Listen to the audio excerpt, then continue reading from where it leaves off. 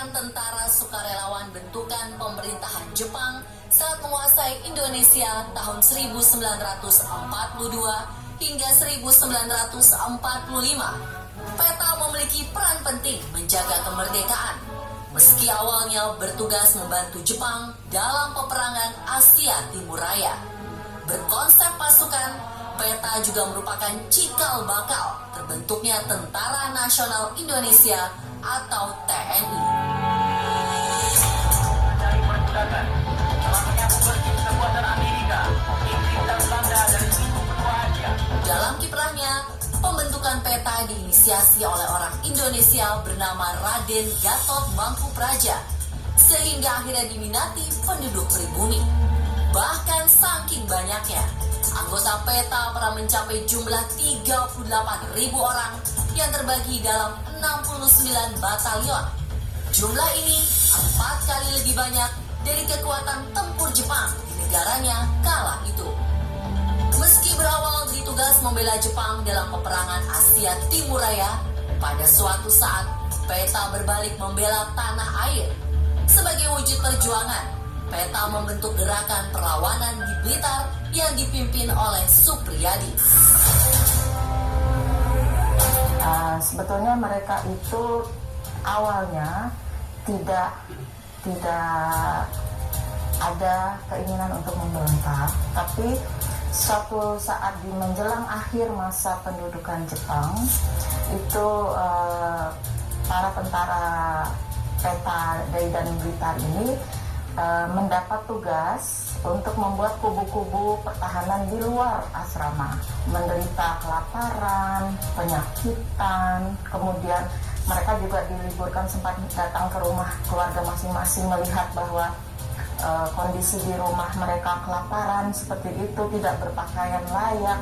Itu membuat mereka kecewa terhadap tentara Jepang, sehingga Supriyadi sebagai salah seorang shodancho yang cukup dia menentukan, dia pemberani, dia berusaha mempengaruhi teman-temannya untuk melakukan perlawanan.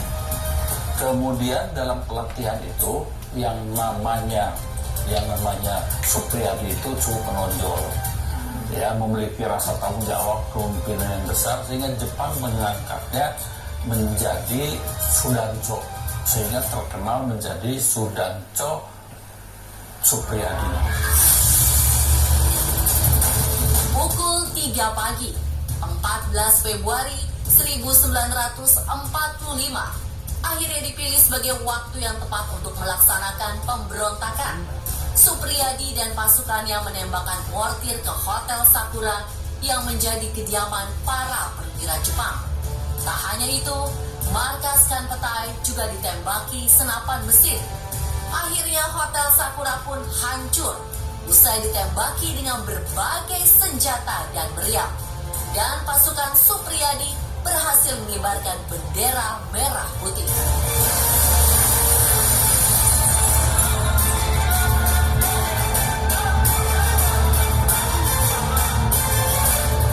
Ketika Jepang memperlakukan bangsa Indonesia, ya, dalam proses Romusa, ya, kerja paksa itu, melihat sosok Supriyadi ini yang memiliki rasa kebangsaan yang tinggi, merasa tergugah bahwa ternyata Jepang ini datang memang pure, benar-benar ingin menjajah Republik Indonesia.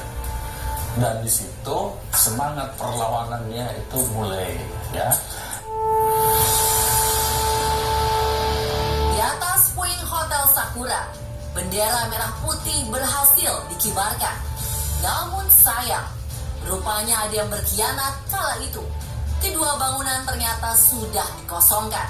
Lantaran Jepang sudah menerima informasi mengenai rencana pemberontakan. Sebagai wujud perlawanan, dalam waktu singkat, Jepang mengirim tentaranya untuk menyerang balik Supriyadi dan pasukan.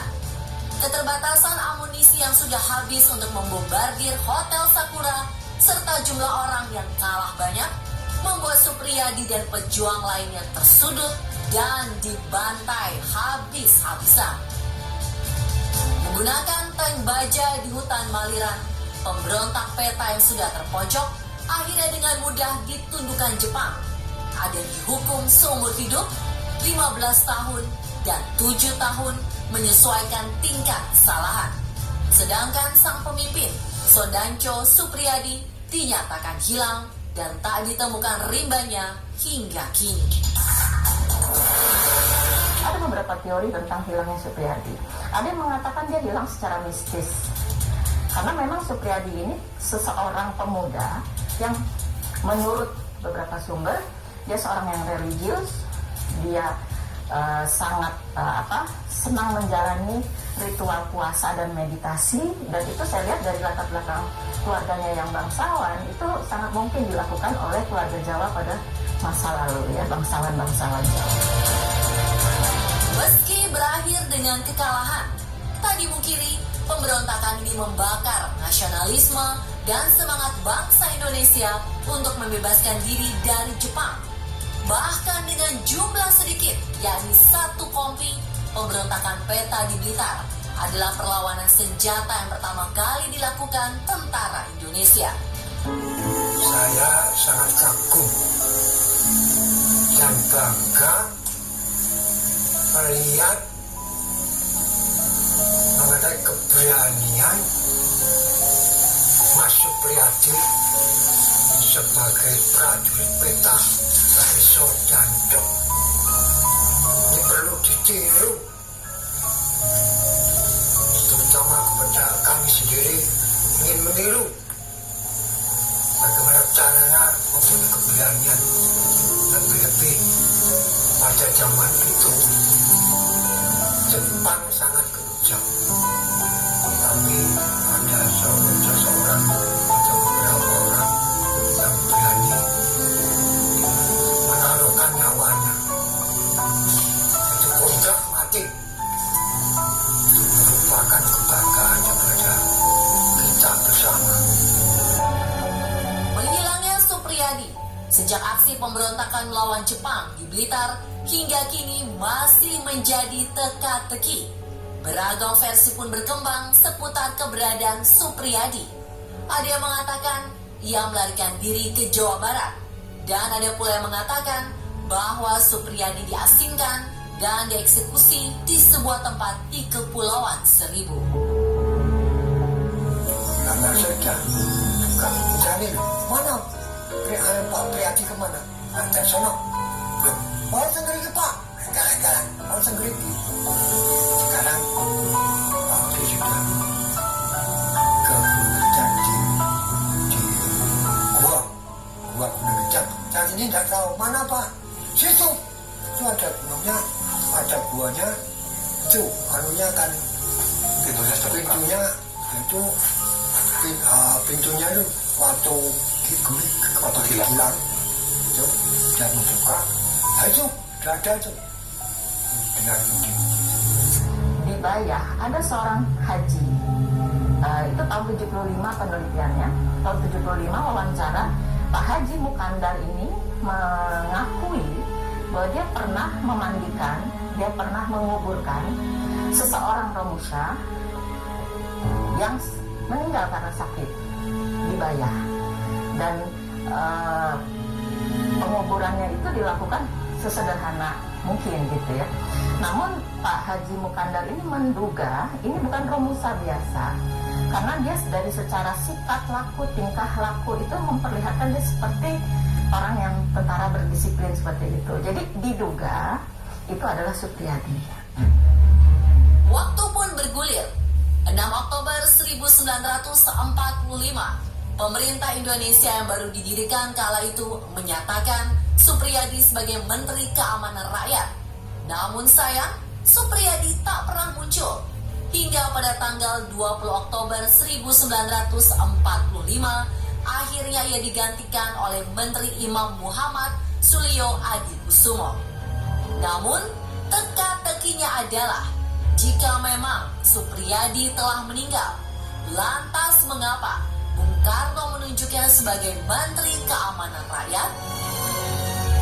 Itu kan tanggal pemberontakan itu, setelah pemberontakannya, ya terjadi pemberontakan. Sementara di Jakarta proses ini yang namanya kemerdekaan tetap berjalan. Dan ketika ada presiden tentu dibutuhkan para menteri dan sebagainya. Sempat diumumkan bahwa Suprijadi adalah salah satu pembantu presiden atau menjadi menteri. Tetapi sampai dengan pelantikan, sampai dengan tidak muncul beliau. Begitu. Jadi ini misterius juga.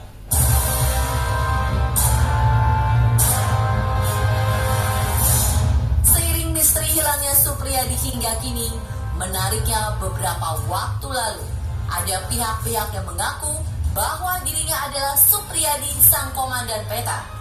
Bahkan dari banyak orang, terdapat beberapa orang yang begitu getol mengakui dirinya sebagai Suprijadi.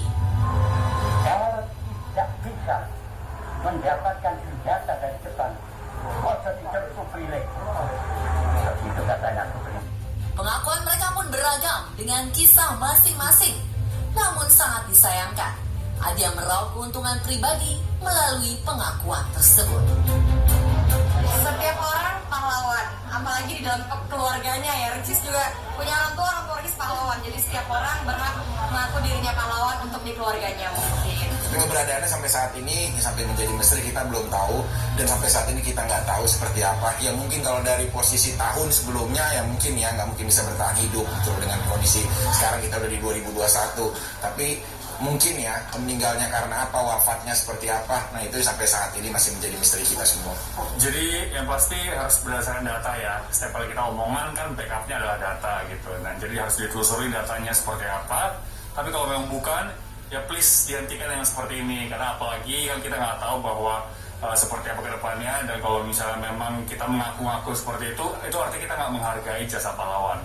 Nah kalau sekarang ini muncul ya ada 2 orang kalau tidak salah yang saya lihat itu ya, 2 orang yang mengaku sebagai Suprijadi. Kalau saya lihat dari karakternya, sikapnya di TV, masa sih Suprijadi yang memang orang yang memang pimpinan yang legendaris kok sikapnya seperti itu ya, seperti ya tidak menunjukkan seorang profil pemimpin sejati ya. Dan dilihat dari umurnya saja, masih muda sekali, begitu ya. Sampai detik ini, belum ada yang mengetahui di mana Suprijadi sesungguhnya. Apakah sang pahlawan masih hidup atau telah wafat dieksekusi tentara Jepang karena melakukan pemberontakan kala itu? Meski keberadaan yang misterius, hal ini tak menghilangkan sosok yang tetap membekas di hati bangsa Indonesia. Secara resmi, Suprijadi dinyatakan sebagai pahlawan nasional Indonesia pada 9 Agustus 1975.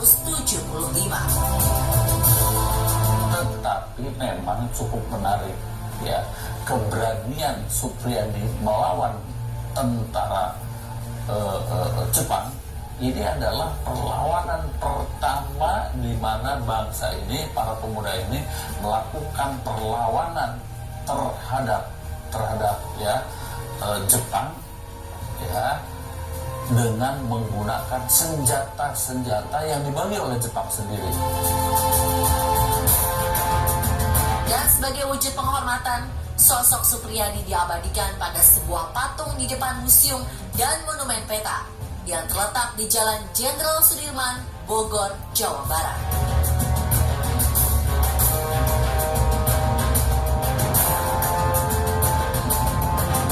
Saya Darsono sebagai pelaku ini Raden Mas Sudanto Suprijadi. Semoga durasi kita bersama bisa menghayati menjiwai daripada perjuangan